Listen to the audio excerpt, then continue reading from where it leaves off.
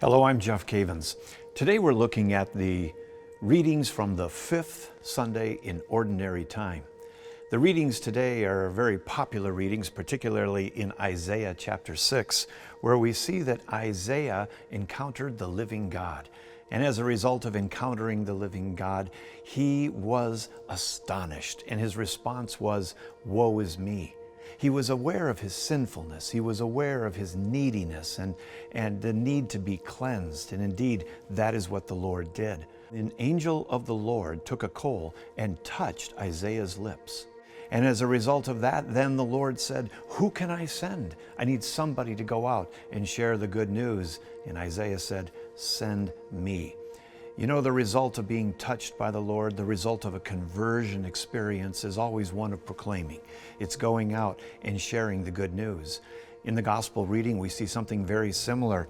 In the Gospel of Luke, we see Peter, and he responds to the Lord's commands, and he ends up with an amazing catch of fish.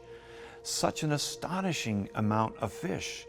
And when he saw the Lord, he was suddenly aware, like Isaiah, of his own sinfulness. It says in verse 8, "But when Simon Peter saw it, he fell down at Jesus' knees, saying, 'Depart from me, Lord, for I am a sinful man.'"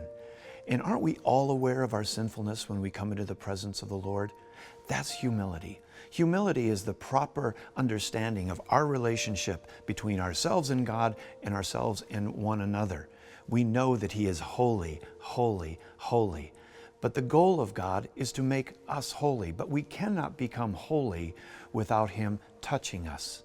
As Isaiah went out and proclaimed the good news, so Peter would also go out and proclaim the good news. In fact, he would become the Pope, the leader of this mighty movement of Jesus. And so what about you? Certainly you're aware of your uncleanliness, you're aware of your sinfulness as I am. But we can't live in that state. We must come to the Lord and experience conversion with Christ.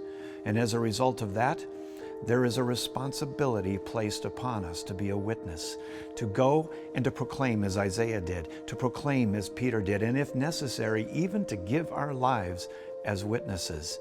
This is what God expects of us, to go out and share the good news. And so I'm going to ask you this week to think about opportunities to encounter others, opportunities to share the good news, opportunities to tell other people what God has done in your life. Yes, we are sinners, but we are cleansed by the blood of the Lamb.